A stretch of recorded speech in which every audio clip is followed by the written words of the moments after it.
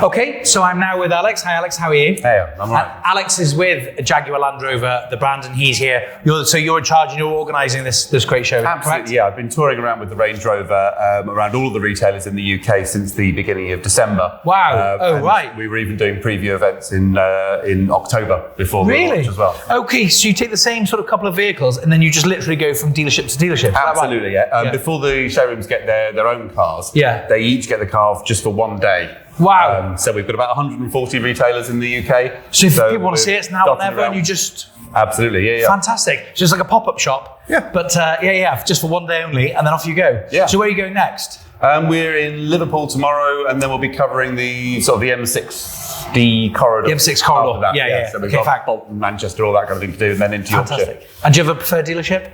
I am not allowed to say that. Come on. Worth a try. Okay. My local one's Huddersfield. Right, okay. Say no more. Worth a try. Trying to catch you out there. Should we go and have a look at the vehicle? Absolutely, certainly. Yeah. Can't wait. Come on, let's go. Wow, so we're now inside the vehicle and it's absolutely stunning.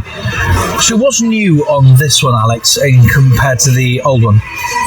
From a design point of view, obviously we brought our latest design language into the car, the reductive design language that started with Velar, which is all about very smooth surfaces on the outside, no unnecessary detail, so that your eye ends up being drawn to the moments of true drama and jewellery on the outside, like the new door accents, the ingots at the back, the stunning cut glass effect that we've got on the headlights. Now all of that, obviously from a design point of view is beautiful, the smoothness of it. That's actually improved the aerodynamics as well. Has it? So we've got a coefficient of drag as low as 0.3 now, which for a large SUV is very, very low. That leads to a reduction in wind noise. Can you explain what that means in layman terms? So it's more fuel efficient, it's more aerodynamic. Absolutely. So you're cutting through the air much. The coefficient of drag. Right. What does that mean? Basically, you get a score. With this one, it's 0.3, and you'd need to multiply that by the frontal area of the car to get the true measure of how aerodynamic it is. Okay, and 0.3, give me, is that good? I have no idea. What's it out of? F-type would be 0.26. Right, okay, wow. So we're not far off. Even though this is a big vehicle, and the F-type, it looks aerodynamic, they're not far off each other. No, so they're both very slippery vehicles. And the benefit of that, obviously, yes, there's a reduction in fuel use. As you get more aerodynamic, but you don't generate as much wind noise because you're cutting through the air more cleanly. Right. So together with the stiffer chassis that we've got on the new Range Rover, we're seeing a 24% reduction in noise inside the cabin whilst you're driving. That's pretty significant. Of course, it's a big selling point because the old famous Rolls-Royce advert was that the only thing you could hear was the clock. Yeah. And it's that. Yeah. It's a big part of the refinement when you're sat inside the car. Of course. And to be honest, if you're driving and you're trying to filter out noises all the time, that's a load on your brain. It's one of the things that leads to a feeling of fatigue at the end of a long journey. Filtering out these noises. In the autobiography car, we've got a new cutting edge piece of technology where we've got active noise cancellation built into every headrest. Wow. So the stereo system we've got on this car has 35 speakers. Yeah. We've got microphones microphones in the wheel arches, and that's picking up all the tyre noise, the engine noise, creating a sound wave that is exactly equal and exactly opposite. So it cancels it, out all the noises you're driving. That's incredible. And do you know what? I've never thought about that before, but long drives, my parents live in Swansea, where I'm from originally, South Wales, 300 miles. A long drive really does take it out of you. Yeah. And is that what it is? It's the fact that you're constantly, because it's not physical driving, is it, particularly? It's concentrating, and it's the sound. Yeah. Wow. Your brain is having to exert effort just to filter out all those low noises the whole time. So the more of it you can get rid of, the better you feel when you're driving. Have you ever had the thing where you've arrived at your destination and you still have that kind of slight noise that you hear in your ears? Yes. Yeah, I do. Yeah, I know exactly what you mean. So that's so important, isn't it? What a great selling point. Huge difference. And so there's obviously, I as you say, it's minimalist, and it's quite futuristic, but it's really hard to explain. The design is absolutely fantastic. Yeah. Can you talk us through the sort of the cockpit, if you like? Yeah, so current Range Rover customers will find a lot that's familiar here and then sort of really notice changes. So we've got rid of a lot of the clutter. If you look at these areas, they're all really clean now. We've got rid of extraneous buttons. There's still physical controls for climate, because actually it's really frustrating if that's just on the touch screen. It's a lot of tapping and messing around. Yeah. So all of that stuff you've still got physical controls for. Fantastic. But insofar as possible, a lot of the setup stuff we've swept onto the touchscreen. Yeah. And it's a really big touchscreen. It is. So that information is really clear, really obvious whilst you're driving. And we've got our brand new infotainment system Pivi installed. Can we see that? Is that? Absolutely. If I take us back to the home page on here, we've been put into. There we go. There we go. So there's our standard layout. Wow. So you've got access to your navigation, your phone, and your media controls right from the home screen. Yeah. You can set the navigation by voice if you want to. Voice will also control climate in the car. Wow. Even change radio station with the voice command if you want to. Right. So complete control through the voice if needs be. As far as possible. Absolutely. Fantastic. Yeah. I love the pastel colours as well. It's really nice, isn't it? Yeah. Really you can switch it to a kind of a more modern dark theme as well if you want to. So you can go on to have that in black. Oh yeah. But it's all really clearly displayed. It is, The display in front of the driver, absolutely configurable, so you can have the traditional view with a couple of dials if you want to. Yes. Nestle the map in between them, but we can also just change the display layout, and if you want to, you can have the map right the way front.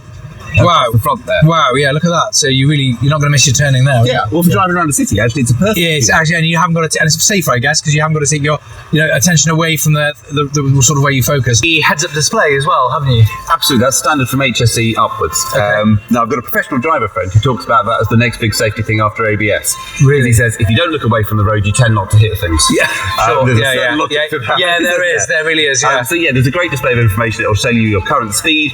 You can set it to show the current speed limit as picked up by the traffic sign recognition. Your navigation instructions can come up there. If someone calls you, it can even tell you that on the windscreen as well, who's actually calling. Wow. So it's configurable to your wishes. That's amazing. So it's all the information you need, but in a place where you don't have to look away, and there's no clutter. It's clean, isn't it? Yeah. Once you get used to it, it's very hard to live without head-up display. Yeah. What I love about Range Rovers in particular, because I've got both.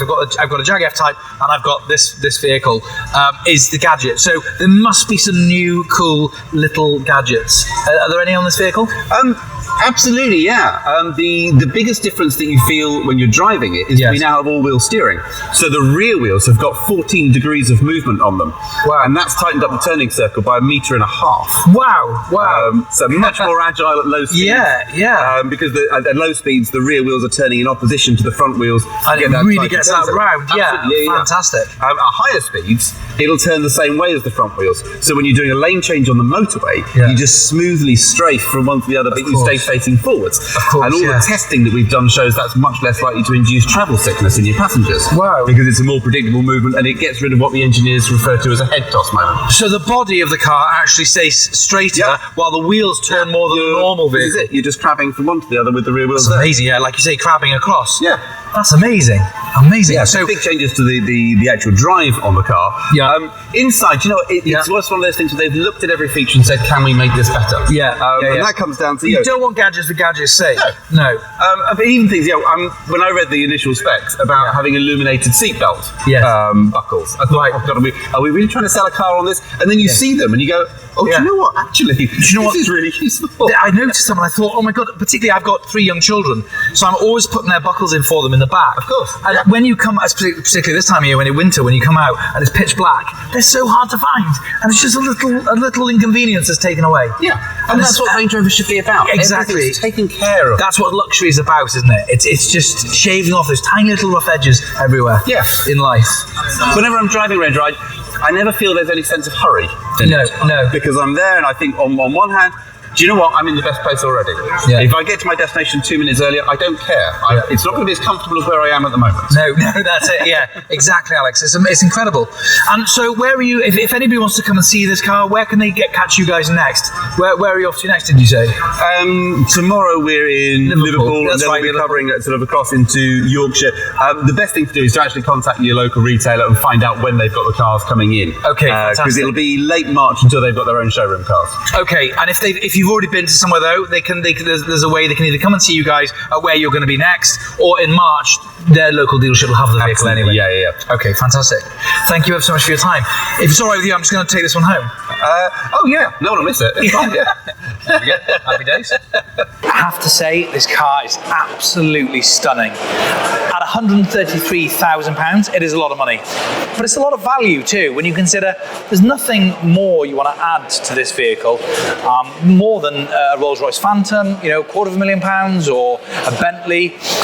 This is sort of half the price of some of those vehicles, but it's got all of the luxury that those vehicles offer. So I think it's actually really good value for money, even though it is more than a lot of people have paid for their houses. As always, thanks so much for watching. I'll see you soon.